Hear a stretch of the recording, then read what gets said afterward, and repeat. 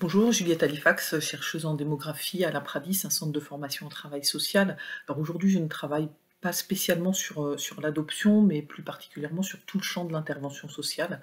Par contre, l'adoption, j'y suis tombée il y a longtemps, il y a près de 25 ans, à la fois par hasard et puis également par intérêt.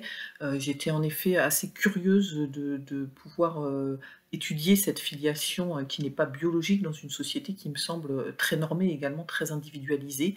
Et puis par hasard, parce que lorsque j'étais en DEA, donc qui correspond à un M de recherche pour les plus jeunes d'entre vous, il a fallu choisir un sujet de travail et à l'époque, il y avait un organisme autorisé pour l'adoption appelé les Amis des enfants du monde, inscrit dans le paysage de l'adoption depuis les années 70, qui souhaitait pouvoir interroger les personnes qui avaient été adoptées par leur biais et savoir ce qu'elles étaient devenues. Donc voilà, dans ce cadre, j'ai intégré l'Institut national d'études démographiques pour mener cette étude-là. Et puis, je me suis très vite rendu compte qu'il y avait très peu de données quantitatives et permettant de connaître les caractéristiques des familles adoptives. Et donc, j'ai travaillé sur quatre types de populations, pardon.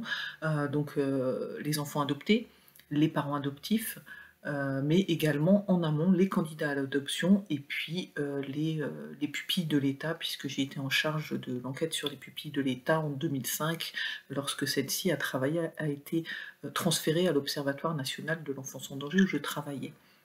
J'ai également pu investiguer lors de mes recherches la mesure du phénomène adoptif dans le monde, à la fois du point de vue des pays d'origine des enfants, mais également des pays d'accueil.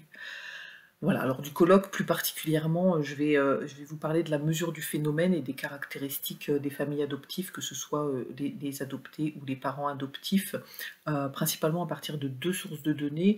Tout d'abord, les données administratives qui nous permettent de voir l'évolution des adoptions nationales et internationales ou des agréments d'adoption, et puis à partir de l'enquête étude de l'histoire familiale. Donc c'est une enquête nationale qui a été menée en 1999, en même temps que le recensement de la population, et donc qui pour la première fois interrogeait l'ensemble de la population vivant en France sur la filiation adoptive. Et par là même, cette enquête nous permet de revenir sur 50 ans d'adoption et sur les caractéristiques des familles adoptives au cours des 50 dernières années.